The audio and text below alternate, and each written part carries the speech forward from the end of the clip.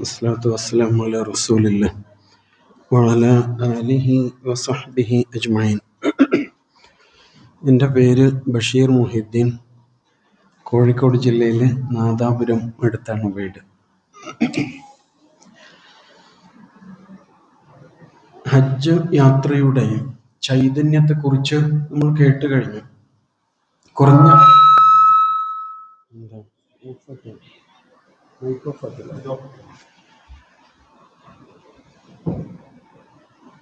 കുറഞ്ഞ സമയം മാത്രമേ നമുക്കുള്ളൂ. അതുകൊണ്ട് ജസ്റ്റ് ഉംറയെക്കുറിച്ച് മാത്രം പരാമർശിക്കാനാണ് ഉദ്ദേശിക്കുന്നത്. പിന്നീട് ഇൻഷാ അല്ലാഹ് അവിടെ എത്തിയതിന് ശേഷം നമ്മൾ ഒന്നിച്ച് തന്നെയാണല്ലോ ഉണ്ടാകും. അപ്പോൾ ഹജ്ജുമായി ബന്ധപ്പെട്ട കൂടുതൽ പഠനങ്ങൾ നമുക്ക് കൃത്യമായിട്ട് നിർവഹിക്കാൻ പറ്റും. എല്ലാം കൂടി ഒന്നിച്ച് കേൾക്കുമ്പോൾ ആകെ ഒരു കൺഫ്യൂഷനായിരിക്കും, ഇതെല്ലാം കൂടി എങ്ങനെ ചെയ്ത് തീർക്കും എന്നുള്ളത്. അതുകൊണ്ട് സാന്ദർഭികമായിട്ട് കാര്യങ്ങൾ ഉണർത്തുക എന്നതാണ് നമ്മുടെ ഗ്രൂപ്പിൻ്റെ ഒരു സ്റ്റൈല്. ഹജ്ജും ഉംറയും തമ്മിലുള്ള വ്യത്യാസം എന്താണ് പറയും?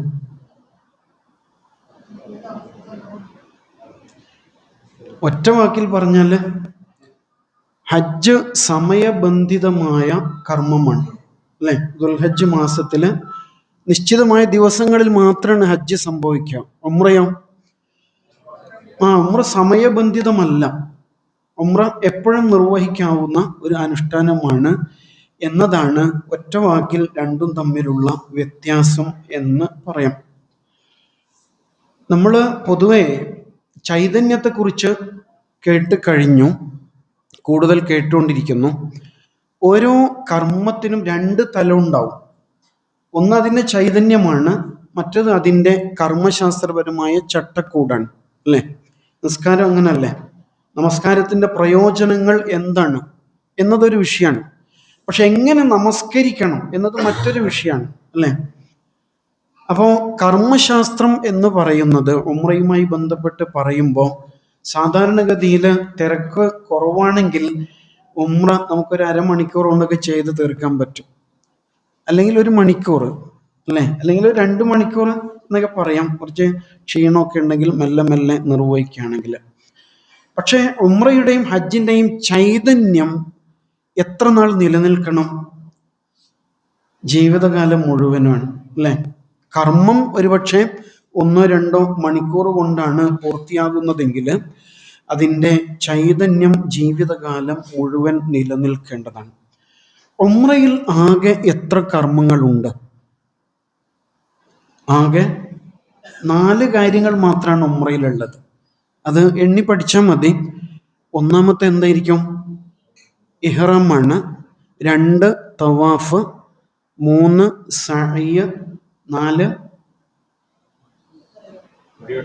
മുടിയെടുക്കലാണ്. എന്തോ വലിയ സംഭവം കരുതിയിട്ട് നമ്മളിങ്ങനെ ശങ്കിച്ചു നിൽക്കും. 4-മത്തത് മുടിയെടുക്കലാണ്. അപ്പോൾ ഈ 4 കർമ്മങ്ങൾ മാത്രമാണ് ഉംറയിൽ ഉള്ളത്. ഇഹ്റാം, തവാഫ്, സഅയ്, മുടിയെടുക്കൽ, അല്ലേ? ഈ 4 കാര്യങ്ങൾ മാത്രമാണ്.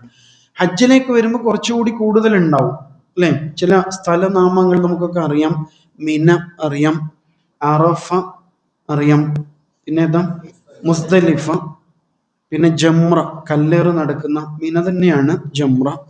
പിന്നെന്താ ഹജ്ജിലുള്ളത്? തവാഫുൽ സഅയൊക്കെ ഉംറയിലുള്ളത് തന്നെയാണല്ലോ. പിന്നെ ബലിയാണുള്ളത്, അല്ലേ? ബലി സുന്നത്തായിട്ടും ഫിദിയായിട്ടും ഒക്കെ ബലി കർമ്മവും ഉണ്ട് എന്നുള്ളതാണ്. അപ്പോൾ അതാണ് ഹജ്ജിൽ കൂടുതലായിട്ട് വരുന്നത്. ഇൻഷാ അല്ലാഹ് അവിടെ എത്തുമ്പോൾ നമ്മൾ കൂടുതൽ വ്യക്തമായി ആ കാര്യങ്ങൾ പഠിക്കും. ഇനി നമ്മൾ ഇഹ്റാമിലേക്ക് പോവാണ്. ഇഹ്റാം എന്ന വാക്കിൻ്റെ അർത്ഥം എന്തായിരിക്കും? നിഷിദ്ധമാക്കൽ എന്നാണ്. നമുക്ക് പരിചയമുള്ള 5 നേരവും നമ്മൾ ചെയ്യുന്ന ഒരു ഇഹ്റാം ഉണ്ട്. അതേതാ ഇഹ്റാം? തക്ബീറത്തുൽ ഇഹ്റാം, അല്ലേ? നമസ്കാരത്തിലെ ആദ്യത്തെ തക്ബീറിനാണ് തക്ബീറത്തുൽ ഇഹ്റാം എന്ന് പറയാം. എന്തുകൊണ്ട് അങ്ങനെ ഒരു പേര് വന്നത്? സാധാരണ ജീവിതത്തിൽ അനുവദനീയമായ പല കാര്യങ്ങളും തക്ബീറത്തുൽ ഇഹ്റാമിൽ പ്രവേശിച്ച് കഴിഞ്ഞാൽ നിഷിദ്ധമാണ്, അല്ലേ? നിസ്കാരത്തിൽ വെള്ളം കുടിക്കാമോ? പാടില്ല. ഭക്ഷണം കഴിക്കാമോ? നിസ്കാരത്തിൽ പെടാത്ത വർത്തമാനം പറയാമോ? ശരീരം അനാവശ്യമായി അനങ്ങാമോ? അല്ലേ? ഒക്കെ സാധാരണഗതിയിൽ അനുവദനീയാണ്. പക്ഷെ നിസ്കാരത്തിൽ പ്രവേശിച്ചാൽ അവ നിഷിദ്ധമായിട്ട് മാറുന്നു. അപ്പം അത് തന്നെയാണ് ഇവിടെ ഉദ്ദേശം. അനുവദനീയമായ ചില കാര്യങ്ങൾ നിഷിദ്ധമാക്കുക എന്നാണ് ഇഹ്റാമിൻ്റെ ഒരാശയം. മറ്റൊന്ന് പവിത്രമാവുക എന്ന ആശയമുണ്ട്. ഒരു സംഗതി ഹറാം എന്ന് പറയുമ്പോൾ, മസ്ജിദുൽ ഹറാം എന്ന് പറഞ്ഞാൽ നിഷിദ്ധമായ കാര്യം പാടില്ലാത്ത സ്ഥലം എന്നാണ്. അതുകൊണ്ട് അവിടം പവിത്രമാണ്. ആ നിലയ്ക്ക് ഏറെ പവിത്രമായ മനസ്സും ശരീരവും ചിന്തകളുമായിട്ട് നമ്മൾ ഒരു കർമ്മത്തിലേക്ക് പ്രവേശിക്കുകയാണ് എന്ന ഉദ്ദേശം അതിലുണ്ട് എന്ന് മനസ്സിലാക്കാം. ഇഹ്റാം എന്ന് പറഞ്ഞാൽ നീയത്താണ്. ശരിക്കും നമ്മൾ ചെയ്യാൻ പോകുന്ന കർമ്മത്തിൻ്റെ നീയത്താണ്. ഒരു നീയത്ത് ചെയ്യുമ്പോൾ, ഈ ഹജ്ജിൻ്റെ ഉംറയുടെയൊക്കെ നീയത്തിൽ പ്രവേശിക്കുമ്പോൾ സാധാരണഗതിയിൽ നീയത്ത് എന്ന് പറഞ്ഞാൽ വാക്കിൻ്റെ അർത്ഥം എന്താ? കരുതുക എന്നാണ്, അല്ലേ? കരുതുന്ന കാര്യം പറയേണ്ടതുണ്ടോ? സാധാരണ നീ പറയേണ്ടതില്ല, അല്ലേ? ഞാൻ ഈ ബുക്ക് കയ്യിലെടുത്തു, ഇനി ഞാൻ പറയേണ്ടതില്ല, ഞാൻ ഈ എടുക്കണം, ഞാനത് കരുതി ഞാൻ എടുത്തു, അല്ലേ? അപ്പൊ ശരിക്കും നീയത്ത് കരുതലാണ്. പക്ഷേ ഹജ്ജിൻ്റെയും ഉംറയുടെയും നീയത്ത് റസൂൽ സല്ലല്ലാഹു അലൈഹി വസല്ലം പറയുക കൂടി ചെയ്തിട്ടുണ്ട് എന്നാണ് മനസ്സിലാക്കാൻ കഴിയുന്നത്. അപ്പം അതുകൊണ്ട് നമ്മൾ ചൊല്ലി പറയുകയാണ് ചെയ്യാം. മനസ്സിൽ കരുതിയിട്ട് ചൊല്ലാണ് ചെയ്യാം. അപ്പം എങ്ങനെയായിരിക്കും നീയത്ത് ചെയ്യാം? ബിസ്മി വേണ്ടേ? ബിസ്മി വേണം. ഹംദ്, സ്വലാത്ത്. ബിസ്മില്ല, അൽഹംദുലില്ലാ, അല്ലാഹുമ്മ സല്ലി അലാ മുഹമ്മദ്. ഇത്രയും എല്ലാവർക്കും അറിയാമല്ലോ. പിന്നെ നീയത്തിലേക്ക് പ്രവേശിക്കുകയാണ്. അല്ലാഹുമ്മ ലബ്ബൈക ഉംറ. 3 വാക്കേ ഉള്ളൂ. അല്ലാഹുമ്മ, അല്ലാഹുവേ, ലബ്ബൈക, നിന്റെ വിളിക്ക് ഉത്തരം ചെയ്തുകൊണ്ട്, ഉംറ, ഞാൻ ഉംറയുടെ നീയത്തിൽ പ്രവേശിച്ചു, അല്ലേ? 3 വാക്കേ ഉള്ളൂ.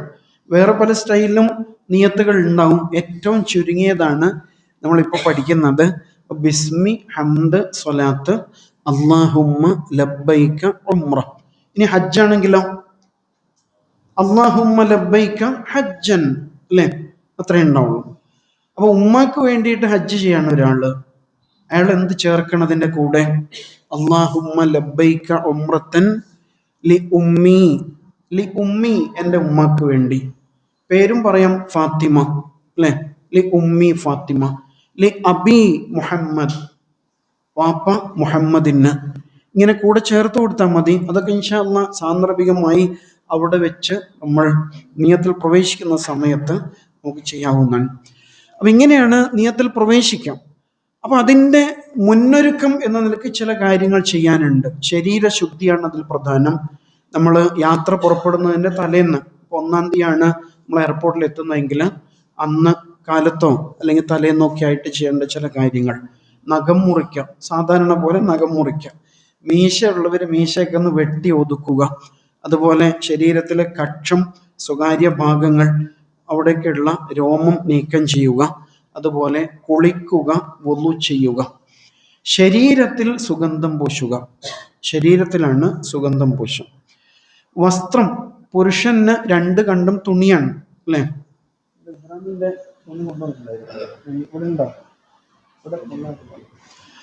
അപ്പൊ 2 കണ്ടും തുണിയാണ് സാധാരണ നമ്മൾ കാണൂലേ? പുരുഷന്മാര് ഒന്ന് ഉടുക്കുന്നു, രണ്ടാമത്തേത് പൊതിയുന്നു എന്നുള്ളതാണ്.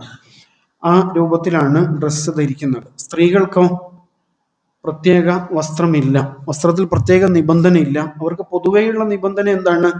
മുഖവും മുൻകൈയും ഒഴികെ ബാക്കി ഭാഗങ്ങൾ മറക്കുക എന്നുള്ളതാണ്. ആ രൂപത്തിലാണ് ഇഹ്റാമിലാവേണ്ടത്. മുഖം മറക്കാൻ പാടില്ല എന്നുള്ളതാണ്. അതുപോലെ കൈക്ക് ഗ്ലൗസ് ഒക്കെ ഇടാറുണ്ടല്ലോ.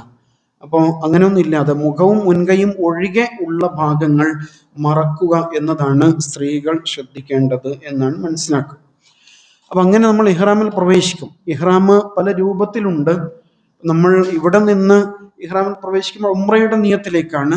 അതേസമയം ഹജ്ജ് കൂടി ഉണ്ടാകുമ്പോൾ വ്യത്യസ്തമായ ഇഹ്റാമുകളുണ്ട്. തമത്തു, അതുപോലെ ഖിറാന്, ഇഫ്രാദ്, അങ്ങനെയൊക്കെ ഉണ്ട്. അപ്പോൾ നമ്മൾ ഇവിടെ നിന്ന് ഉംറയുടെ നിയത്തിലാണ് പോവാം. അതേസമയം പൊതുവെ കേരളത്തിൽ നിന്നൊക്കെ യാത്രയാകുമ്പോൾ നമ്മൾ തമത്തുഇൻ്റെ നിയത്തിലാണ് പ്രവേശിക്കുക. തമത്തു എന്ന് പറഞ്ഞാൽ ഉംറ ചെയ്തു എന്നിട്ട് ഹജ്ജ് വരെയുള്ള സമയമുണ്ടല്ലോ, അപ്പം നമ്മൾ കുറച്ച് നേരത്തെ പോകുന്നുണ്ട്. അപ്പോൾ ഉംറ ചെയ്ത് കഴിഞ്ഞാൽ പിന്നെ നമ്മൾ ഫ്രീ ആണ്. സാധാരണ ഡ്രസ്സിൽ സാധാരണ പോലെ കുറച്ച് നാൾ മക്കയിലും മദീനത്തൊക്കെ ആയിട്ട് കഴിയും. അതിനുശേഷം നമ്മൾ വീണ്ടും ഹജ്ജിലേക്ക് തിരിച്ചു വരികയാണ് ചെയ്യുന്നത്, അല്ലേ? അപ്പൊ ഹജ്ജിനും ഉംറക്കും ഇടയിലുള്ള കാലം സാധാരണ ജീവിതം നയിക്കുന്നുണ്ട്. അങ്ങനെ വരുമ്പോൾ അതിനാണ് തമത്തു എന്ന് പറയാം. ആ നിലക്ക് ഹജ്ജിന്റെ നിയത്ത് മനസ്സിൽ കരുതുകയാണ് ചെയ്യാം. അപ്പം അങ്ങനെ വരുമ്പോൾ അതിന് പ്രത്യേകമായിട്ട് ബലികർമ്മമൊക്കെ ഉണ്ടാവും. അത് ഹജ്ജിന്റെ സമയത്ത് നമുക്ക് കൂടുതലായിട്ട് മനസ്സിലാക്കാം. പിന്നെ ഉള്ളത് ഖിറാൻ എന്ന് പറഞ്ഞാൽ ഹജ്ജും ഉംറയും ഒന്നിച്ച് ഒരേ സമയത്ത് ഹജ്ജിന്റെയും ഉംറയുടെയും നീയത്തിൽ അമൽ ചെയ്യലാണ് ഖിറാൻ. പിന്നെയുള്ളത് ഇഫ്രാദാണ്, ഹജ്ജ് മാത്രമായിട്ടുള്ള നിയത്തായിരിക്കും. ഏതായാലും പൊതുവെ നമ്മൾ ഇവിടുന്ന് യാത്ര ചെയ്യുമ്പോൾ തമത്തുഇന്റെ നിയത്തിലാണ് പ്രവേശിക്കുക. ഇഹ്റാം എവിടെ വെച്ചാണ്, ഇഹ്റാമിൽ പ്രവേശിക്കേണ്ടത് എവിടെ വെച്ചാണ് എന്ന് ചോദിച്ചാൽ വ്യത്യസ്ത മീഖാത്തുകളുണ്ട്, അല്ലേ? മസ്ജിദുൽ ഹറം, കഅബ, അതിനൊരു ബൗണ്ടറി ഉണ്ടല്ലോ. ആ ബൗണ്ടറിയിൽ വ്യത്യസ്ത മേഖലകളിൽ നിന്ന് എത്തിച്ചേരുമ്പോൾ ആ പ്രദേശത്തിനാണ് മീഖാത്ത് എന്ന് പറയുന്നത്. നിശ്ചിത സ്ഥലം എന്നാണ് അതുകൊണ്ട് ഉദ്ദേശം. നമ്മൾ പൊതുവെ ഇന്ത്യയിൽ നിന്ന് പോകുന്നവരുടെ മീഖാത്ത് പണ്ട് നമ്മൾ മദ്രസയിൽ പഠിച്ചില്ല ഒരു പേര്, സ്ഥലത്തിന്റെ പേര് യലം ലം എന്നാണ്, അല്ലെ? യലം ലം എന്നാ പഠിച്ചത്. അത് കണ്ടവരാരെങ്കിലും ഉണ്ടോ? സാധ്യത കുറവാണ്. ആ സമയത്ത് നമ്മൾ പൊതുവെ ഫ്ലൈറ്റിലായിരിക്കും, അല്ലെ? അങ്ങനെയാണ് സംഭവിക്കാം. അതേസമയം നമ്മൾ മദീനയിൽ നിന്ന് മക്കയിലേക്ക് വരുമ്പോൾ ഏതായിരിക്കും മീഖാത്ത്? ദുൽ ഹുലൈഫ എന്നാണ് എൻ്റെ പേര്, അല്ലെ? ആ മീഖാത്തിൽ നമ്മൾ എത്തും. അവിടെ വെച്ച് പിന്നെ ഉളുവൊക്കെ എടുത്ത് മീഖാത്തിൽ ഇഹ്റാമിൽ പ്രവേശിച്ചുകൊണ്ടാണ് മക്കയിലേക്ക് പോകുന്നത്. അതുപോലെ വേറെയും മീഖാത്തുകളുണ്ട്, ഉംറയ്ക്ക് വേണ്ടിയിട്ടൊക്കെ പോവുകയാണെങ്കിൽ ചെല്ലുന്ന മീഖാത്തുകൾ. അപ്പൊ ഈ മീഖാത്ത് യലംലം നമ്മൾ ആ സമയത്ത് ഫ്ലൈറ്റിലായിരിക്കും. അപ്പോൾ പിന്നെ എവിടെ വെച്ചാ ഇഹ്റാം ചെയ്യാം? ഇപ്പൊ നമ്മള് പിന്നെ കോഴിക്കോട് നിന്നല്ലേ പോകുന്നല്ലേ? കോഴിക്കോട് റിയാദ് വഴിയാണ് പോകുന്നത്. റിയാദിൽ നമുക്ക് ലാൻഡിങ് ഉണ്ട്. അപ്പൊ അതുകൊണ്ട് കോഴിക്കോട് നിന്ന് സാധാരണ ഡ്രസ്സിൽ പോകും. റിയാദിൽ ഇറങ്ങിയിട്ട് അവിടെ വെച്ചാണ് ഇൻഷാ അല്ലാഹ് നമ്മൾ ഇഹ്റാമിൽ പ്രവേശിക്കുന്നത്. ആ ഫ്ലൈറ്റിൽ കയറുന്നതിന്റെ മുമ്പ് ഇഹ്റാമിൽ പ്രവേശിക്കും. എന്നിട്ട് മീഖാത്തിൽ എത്തും. നമ്മുടെ ഫ്ലൈറ്റ് സൗദി ആണല്ലോ, അല്ലെ? സൗദിന്റെ ഫ്ലൈറ്റ് ആണ്. അപ്പൊ മിക്കവാറും അതിൽ അനൗൺസ്മെന്റ് ഉണ്ടാവും മീഖാത്തിൽ എത്തുമ്പോൾ. അപ്പൊ ഇൻഷാ അല്ലാഹ് നമ്മൾ റിയാദിൽ വെച്ച് ഇഹ്റാമിൽ പ്രവേശിക്കും. നിയത്തൊക്കെ ചെയ്താണ് ഫ്ലൈറ്റ് കയറാം. എന്നിട്ട് അനൗൺസ്മെന്റ് ഉണ്ടെങ്കിൽ ഒന്നുകൂടി പുതുക്കും, അല്ലെങ്കിൽ അതേ നിയത്തിൽ തന്നെ മുന്നോട്ട് പോകുന്ന രീതിയായിരിക്കും സ്വീകരിക്കുന്നത്. അങ്ങനെ അല്ലാഹുമ്മ ലബ്ബൈക ഉംറ ചൊല്ലിക്കഴിഞ്ഞാൽ പിന്നെന്താ ചെയ്യാം? തൽബിയത്ത് ചെയ്യണം, അല്ലെ? നേരത്തെ പറഞ്ഞില്ലേ, ലബ്ബൈക അല്ലാഹുമ്മ ലബ്ബൈക്. എല്ലാവരും ഒന്ന് ചൊല്ലി നോക്കാം. ലബ്ബൈക അല്ലാഹുമ്മ ലബ്ബൈക് ലബ്ബൈക ലാ ശരീക ലക ലബ്ബൈക് ഇന്നൽ ഹംദ വന്നിഅമത ലക വൽ മുൽക് ലാ ശരീക ലക്. നിരന്തരമായിട്ട് തൽബിയത്ത് ആവർത്തിക്കുകയാണ്, അല്ലെ? അപ്പോൾ ആ സമയത്ത് ചൊല്ലി, ഫ്ലൈറ്റ് കയറുമ്പോൾ ചൊല്ലി, ഫ്ലൈറ്റ് ഉയരുമ്പോൾ പിന്നെയും ചൊല്ലി, ലാൻഡ് ചെയ്യുമ്പോൾ പിന്നെയും ചൊല്ലി, വാഹനത്തിൽ കയറുമ്പോഴും ഇറങ്ങുമ്പോഴും ഒക്കെ ഉണ്ടല്ലോ, നിരന്തരമായിട്ട് തൽബിയത്ത് മുഴക്കിക്കൊണ്ടേയിരിക്കുക എന്നതാണ്.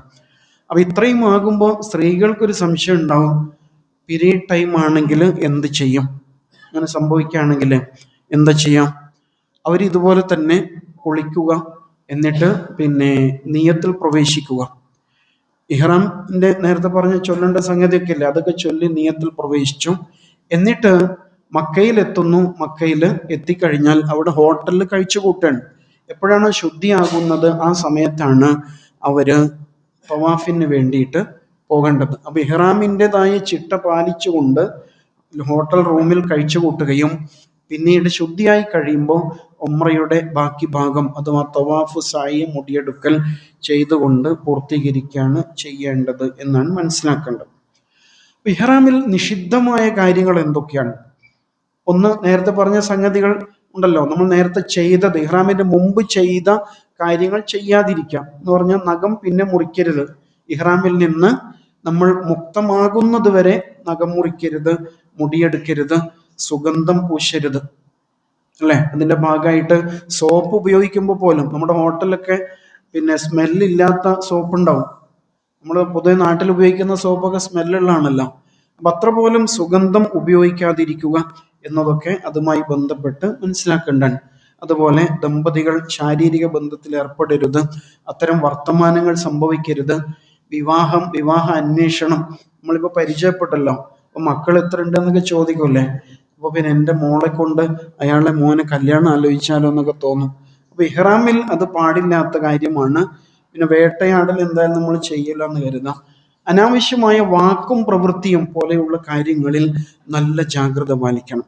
അതിൽ പുരുഷന്മാർക്ക് പ്രത്യേകമായിട്ടുള്ള നിബന്ധന, അവർ തുന്നിയ വസ്ത്രം ധരിക്കരുത്. നേരത്തെ പറഞ്ഞ 2 കണ്ടം തുണിയാണ്.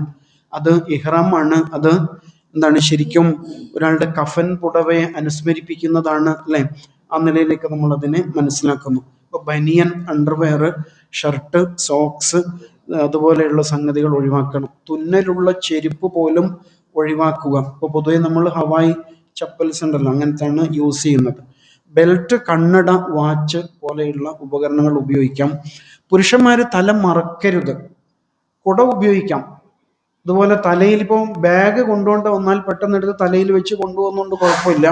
പക്ഷേ ബോധപൂർവം തല മറക്കുന്ന രൂപത്തിലുള്ള വസ്ത്രങ്ങൾ ഉപയോഗിക്കരുത് എന്നതാണ് ശ്രദ്ധിക്കേണ്ട ഒരു കാര്യം. അപ്പോൾ സ്ത്രീകൾ നേരത്തെ പറഞ്ഞു കഴിഞ്ഞു എങ്ങനെയാണ് എന്നുള്ളതിനെ കുറിച്ച്. അപ്പോൾ നമ്മൾ അൽഹംദുലില്ലാഹ് ഇഹ്റാമിൽ പ്രവേശിച്ചു. അവിടെ ചെന്ന് ഇറങ്ങി അല്ലേ. ജിദ്ദയിൽ തന്നെ ഇറങ്ങും. ജിദ്ദയിൽ ഇറങ്ങിക്കഴിഞ്ഞാൽ അവിടുത്തെ മറ്റ് നടപടിക്രമങ്ങളൊക്കെ കഴിഞ്ഞ് നമ്മൾ ബസ്സിൽ മക്കയിലേക്ക് പോവാണ്. അപ്പോഴൊക്കെ തെൽബിയത്ത് മുഴക്കിക്കൊണ്ടേയിരിക്കുന്നു. 1-2 മണിക്കൂർ കൊണ്ട് ഇൻഷാ അല്ലാഹ് നമ്മൾ ഹോട്ടലിലേക്ക് എത്തും. റൂമിലേക്ക് എത്തിക്കഴിഞ്ഞാൽ ലഗേജൊക്കെ ഇറക്കി വെച്ചു ഫ്രഷ് ആവുക അല്ലേ. അപ്പോൾ കുളിക്കണം, വല്ലാത്ത ക്ഷീണമൊക്കെ ഉണ്ട്. അങ്ങനത്തെ ഒരു അവസ്ഥയാണെങ്കിൽ കുളിക്കാം. അതല്ലെങ്കിൽ വുളു ചെയ്ത് ഫ്രഷായി ചായയൊക്കെ കുടിച്ച് ഉഷാറായിട്ട് നമ്മൾ തവാഫിന് വേണ്ടിയിട്ട് പുറപ്പെടുകയാണ് ചെയ്യുന്നത്. ഇങ്ങോട്ട് മസ്ജിദുൽ ഹറമിൻ്റെ അകത്തേക്ക് കയറുകയാണ് അല്ലേ. ആ പള്ളിയുടെ അകത്താണല്ലോ കാബ. കാബയുടെ ചുറ്റിലും പള്ളിയാണ്. പോയവർക്ക് മനസ്സിലാവും, അല്ലാത്തൊരു വീഡിയോ കണ്ടാൽ നമുക്ക് കൃത്യമായിട്ട് മനസ്സിലാക്കാൻ പറ്റും. കാബയുടെ അടുത്തേക്കാണ് നമുക്ക് എത്തിച്ചേരേണ്ടതിന് അല്ലേ. കാബ കേന്ദ്രീകരിച്ചാണല്ലോ ഹജ്ജും ഉംറയൊക്കെ നടക്കുന്നത്. കാബ എന്ന വാക്കിന്റെ അർത്ഥം എന്താ? സ്ക്വയർ അല്ലെങ്കിൽ ചതുരം എന്നാണ് അർത്ഥം. 4 മൂലകളുള്ള ഒരു ചതുര കെട്ടിടമാണ് അല്ലെ. അല്പം ഇതുപോലെ ദീർഘ ചതുരാകൃതിയിലാണ് കഅബ കിടക്കുന്നത് എന്നുള്ളതാണ്. അപ്പൊ അതിന് 4 മൂലകളുണ്ട് അല്ലെ. ഒന്ന് ഹജറുൽ അസ്വദിന്റെ റുക്കൻ എന്നാണ് പറയാം. മൂലയ്ക്ക് ഹജറുൽ അസ്വദിന്റെ ആണ്. പിന്നെ റുക്കൻ ഇറാഖി, റുക്കൻ ഷാം, റുക്കൻ യമാനി. 3 നാടുകളുടെ പേരാണ്. ഇറാഖ്, ഷാം, പിന്നെ യമൻ, അങ്ങനെ. അപ്പൊ ഇത് ഹജറുൽ അസ്വദ്. അപ്പൊ ഇവിടെ നിന്നാണ് തവാഫ് സ്റ്റാർട്ട് ചെയ്യുന്നത് അല്ലെ. ഇവിടെ നേരത്തെ പറഞ്ഞ പോലെ കഅബയെ ഇടത്താക്കിക്കൊണ്ട് അങ്ങനല്ലേ. അങ്ങനെ ഇവിടെ നിന്ന് ഇങ്ങനെ ചുറ്റി വരുമ്പോൾ ഇങ്ങനെ മാത്രമേ നമുക്ക് ചുറ്റാൻ കഴിയുള്ളൂ. ആ രൂപത്തിലാണ് ചുറ്റലുണ്ടാകും. അപ്പൊ അങ്ങനെയാണ് തവാഫ് സ്റ്റാർട്ട് ചെയ്യാം. അതിനു മുമ്പ് മസ്ജിദുൽ ഹറമിലേക്ക് പ്രവേശിക്കുമ്പോൾ എന്താ പ്രാർത്ഥിക്കാം? സാധാരണ പള്ളി പ്രവേശിക്കുമ്പോഴുള്ള പ്രാർത്ഥന തന്നെയാണ്. എന്തായിരിക്കും? അഊദു ബില്ലാഹി മിനശ് ശൈത്താനിർ റജീം, ബിസ്മില്ലാഹിർ റഹ്മാനിർ റഹീം. പിന്നെ അല്ലാഹുമ്മ ഫ്തഹ് ലി അബ്വാബ റഹ്മതിക് എന്ന പ്രാർത്ഥനയാണ് അവിടെ നമ്മൾ നിർവഹിക്കുന്നത്. അത് സാധാരണ അഊദു ബില്ലാഹിൽ അദീം വബിവജ്ഹിഹിൽ കരീം ബിസുൽത്താനിഹിൽ ഖദീം മിനശ് ശൈത്താനിർ റജീം അല്ലാഹുമ്മ ഫ്തഹ് ലി അബ്വാബ റഹ്മതിക്, നിന്റെ കാരുണ്യത്തിന്റെ കവാടങ്ങൾ തുറന്നു തരണേ എന്നുള്ള പ്രാർത്ഥനയാണ്. അതോടുകൂടി നമ്മൾ അകത്തേക്ക് പ്രവേശിക്കും അല്ലെ. ആദ്യമായിട്ട് കഅബ കാണുമ്പോൾ ഒരു പ്രാർത്ഥന നിർവഹിക്കാം. അത് മനസ്സിൽ നേരത്തെ നമ്മൾ തീരുമാനിക്കണം, എന്താണ് പടച്ചവനോട് ആദ്യമായിട്ട് എനിക്ക് ചോദിക്കാനുള്ളത്. അങ്ങനെ അകത്തേക്ക് പ്രവേശിച്ച് മനസ്സിൽ കരുതിയത് പ്രാർത്ഥിക്കാം. ആദ്യം കഅബ കാണുമ്പോൾ നിർവഹിക്കേണ്ട ഒരു പ്രാർത്ഥന, കഅബാലയത്തിന്റെ അതിനോടുള്ള ആദരവും ബഹുമാനവും മഹത്വവും ഗാംഭീര്യവും ഒക്കെ വർദ്ധിപ്പിക്കണേ എന്നുള്ളൊരു പ്രാർത്ഥനയുണ്ട്. നമ്മുടെ പ്രാർത്ഥനയുടെ പുസ്തകത്തിൽ ഉണ്ടാവും, അല്ലാഹുമ്മ സിദ് ഹാദൽ ബൈത്ത് തശ്രീഫൻ വതഅളീമൻ വതക്രീമ എന്ന് പറഞ്ഞുള്ളൊരു പ്രാർത്ഥനയാണ്. ഇവിടെ ഹജ്ജ് ചെയ്യുന്ന, ഉംറ ചെയ്യുന്ന ആളുകൾക്കും അവർക്ക് ആദരവും മഹത്വവും വർദ്ധിപ്പിച്ചു കൊടുക്കണമേ എന്ന നിലയിലുള്ളൊരു പ്രാർത്ഥനയുണ്ട്. അത് വളരെ വൈകാരികമായ ഒരു സന്ദർഭത്തിലാണ് നമ്മളവിടെ എത്തുന്നത്. പിന്നെ എന്താണ്, നമ്മൾ ചെയ്യാൻ പോകുന്ന ഉംറ ഉണ്ടല്ലോ, തവാഫ്, ഫർളായിട്ടുള്ള തവാഫായിരിക്കും അല്ലേ. പലരും ആദ്യമായിട്ട്, ജീവിതത്തിൽ ആദ്യമായിട്ട് അവിടെ എത്തിച്ചേരാണ്. സ്വാഭാവികമായിട്ട് അവരുടെ ഫർളായ ഉംറയാണ്. അത് മനസ്സിൽ കരുതണം. പിന്നെ മക്കയിൽ എത്തിക്കഴിഞ്ഞാൽ തവാഫുൽ ഖുദൂം എന്നൊരു തവാഫുണ്ട്. നമ്മളവിടെ എത്തുമ്പോഴുള്ള ആഗമനം, ആദ്യമായിട്ട് അവിടെ എത്തിച്ചേരുമ്പോഴുള്ള തവാഫ് എന്നാണ് ഉദ്ദേശം. നമ്മൾ അതും ഉംറയുടെ തവാഫ് ഒന്നിച്ച് തന്നെയാണ് നിർവഹിക്കുക എന്നാണ് മനസ്സിലാക്കേണ്ടത്. അങ്ങനെ ഇവിടം മുതൽ തവാഫ് സ്റ്റാർട്ട് ചെയ്യാണ്. അതൊക്കെ നമുക്ക് കൃത്യമായിട്ട് അവിടെ എത്തുമ്പോൾ മനസ്സിലാവും. ബിസ്മില്ലാഹി അള്ളാഹു അക്ബർ എന്ന് ചൊല്ലിയിട്ട് ഇവിടെ മുതൽ സഞ്ചരിച്ചു തുടങ്ങാണ്. അപ്പം അതിനിടയിൽ ഇവിടെ മഖാമു ഇബ്രാഹിം എന്ന സ്തൂപമുണ്ട്. പിന്നെ ഇവിടെ കഅബയുടെ വാതിലുണ്ട് അല്ലെ. ഹജറുൽ അസ്വദിൻ്റെയും വാതിലിൻ്റെയും ഇടയിലുള്ള സ്ഥലം വളരെ പ്രധാനപ്പെട്ട ഒരു സ്ഥലമാണ്. എന്തായിരുന്നു പേര് പറയാം? മുൽത്തസം എന്നാണ് പറയാം അല്ലെ. മുൽത്തസം എന്ന് പറയും. പ്രാർത്ഥനയ്ക്ക് ഉത്തരം കിട്ടുന്ന ഇടമാണ്. അപ്പൊ ഇതിലെ ഇങ്ങനെ വന്ന് ഇവിടെ ഇങ്ങനെ കുറച്ചൊരു വളച്ചു കെട്ടിയ ഒരു അരമതിലുണ്ട്. അത് ഹിജർ ഇസ്മായിലാണ് അതിൻ്റെ അകത്ത് അല്ലെ. അതിനകത്ത് നിസ്കരിച്ചാൽ കഅബയിൽ നമസ്കരിക്കുന്നതിന് തുല്യമായ പ്രതിഫലമാണ്. അതൊക്കെ പിന്നീട് നമുക്ക് അവസരങ്ങൾ ഉപയോഗപ്പെടുത്താം. ഇപ്പൊ തവാഫിലാണ്. അപ്പൊ തവാഫ് അവിടുന്ന് സ്റ്റാർട്ട് ചെയ്തു. ഇവിടെ ഹിജർ ഇസ്മായിലിന്റെ പിറകിലൂടെ വന്ന് ഇവിടെ എത്തിക്കഴിയുമ്പോൾ ഈ റുക്നുൽ യമാനിലെത്തിയാൽ ഇവിടെ മുതൽ ഹജറുൽ അസ്വദ് വരെ റബ്ബന ആതിന ഫിദ്ദുനിയ ഹസനതൻ വഫിൽ ആഖിറതി ഹസനതൻ വഖിന അദാബന്നാർ എന്ന പ്രാർത്ഥന നിരന്തരമായിട്ട് ചൊല്ലാം. അതിനിടയിൽ 7 ചുറ്റലാണ് നമ്മൾ കഅബയെ ചുറ്റുന്നത് അല്ലെ. ആ ചുറ്റലില് നിരന്തരമായി വ്യത്യസ്തമായ പ്രാർത്ഥനകൾ നമുക്ക് നിർവഹിക്കാം ഇൻഷാ അല്ലാഹ്. പുസ്തകങ്ങളിൽ കൂടുതലായിട്ട് നമുക്ക് പ്രാർത്ഥനകൾ കിട്ടും. പക്ഷെ അതേ സമയത്ത് നേരത്തെ ഇവിടെ സൂചിപ്പിച്ച പോലെ പ്രാർത്ഥന കാണാതെ അറിയില്ല, അല്ലെങ്കിൽ എൻ്റെ കയ്യിൽ പുസ്തകം ഇല്ല എന്നൊന്നും ഓർത്ത് അസ്വസ്ഥരാവേണ്ടതില്ല. മനസ്സുമായി ബന്ധിപ്പിച്ചാണ് പ്രാർത്ഥന. അതിന് ചൈതന്യം അങ്ങനെയാണ്. ആ നിലയ്ക്ക് നമുക്ക് പുസ്തകങ്ങൾ നേരത്തെ ഉപയോഗപ്പെടുത്തിയിട്ട് പ്രാർത്ഥനകൾ പഠിച്ചു വെക്കാം. ഇനി കാണാതെ പഠിക്കാൻ കഴിഞ്ഞില്ല എന്ന് കരുതിയിട്ട് അസ്വസ്ഥരാവേണ്ടതില്ല. നമ്മൾ ഒന്നിച്ച് തന്നെയാണ് സഞ്ചരിക്കാം. ആദ്യത്തെ ഉംറയിലേക്ക് ഒന്നിച്ച് തന്നെയായിരിക്കും. അതുകൊണ്ട് തന്നെ പരസ്പരം ചൊല്ലിയും ചൊല്ലിക്കൊടുത്തുമൊക്കെ മുന്നോട്ട് പോകാൻ സാധിക്കും ഇൻഷാ അല്ലാഹ്. അങ്ങനെ 7 ചുറ്റൽ ഇവിടെ പൂർത്തിയാകും. 7 ചുറ്റൽ പൂർത്തിയായി കഴിഞ്ഞാൽ പിന്നെന്താ ചെയ്യാം? ഈ ഇബ്രാഹിം മഖാം പറഞ്ഞല്ലോ, അതിൻ്റെ പിറകിലേക്ക് ചെന്നിട്ട് 2 റക്അത്ത് നമസ്കരിക്കുകയാണ് വേണ്ടത്. തവാഫിന് ശേഷമുള്ള 2 റക്അത്ത്. ആ നമസ്കാരത്തിൽ ഒന്നാമത്തെ റക്അത്തിൽ ഫാത്തിഹയ്ക്ക് ശേഷം സൂറത്തുൽ കാഫിറൂനാണ് പാരായണം ചെയ്യേണ്ടത്. രണ്ടാമത്തേതിലോ സൂറത്തുൽ ഇഖ്ലാസ് ആണ് പാരായണം ചെയ്യാം. അത് കഴിഞ്ഞാൽ സംസം കുടിക്കാം. ദീർഘമായിട്ട് പ്രാർത്ഥനകൾ നിർവഹിക്കാം. പിറകിൽ സംസം ഉണ്ടാവും. അതിൽ തണുപ്പില്ലാത്തതാണ് പൊതുവെ നമ്മൾ കുടിക്കാറ്, കാരണം പെട്ടെന്ന് തൊണ്ടയെ ബാധിക്കും എന്നതുകൊണ്ട്. അതിന് സംസം കുടിക്കുകയും ധാരാളമായിട്ട് പ്രാർത്ഥിക്കുകയും ചെയ്യാം. അവിടെ എന്താണോ നമ്മൾ മനസ്സിൽ കരുതിയത്, മാഉ സംസം ലിമാ ശുരിബ ലഹു എന്നാണ് റസൂലുള്ളാഹി സ്വല്ലല്ലാഹു അലൈഹി വസല്ലം പഠിപ്പിച്ചത്. മനസ്സിൽ കരുതുക, എന്താണ് നമ്മൾ ആഗ്രഹിക്കുന്ന ഏറ്റവും പ്രധാനപ്പെട്ട കാര്യം, അത് മനസ്സിൽ കരുതിക്കൊണ്ട് പ്രാർത്ഥിക്കുക എന്നതാണ് ശ്രദ്ധിക്കേണ്ടത്. അതോടൊപ്പം പ്രധാനപ്പെട്ട ഒരു പ്രാർത്ഥന സംസം കുടിക്കുമ്പോൾ എന്താണ് നമ്മൾ നിർവഹിക്കാറുള്ളത്? അല്ലാഹുമ്മ ഇന്നി അസ്അലുക ഇൽമൻ നാഫിഅൻ വറിസ്ഖൻ വാസിഅൻ വശിഫാഅൻ മിൻ കുല്ലി ദാ. 3 കാര്യങ്ങളാണ്.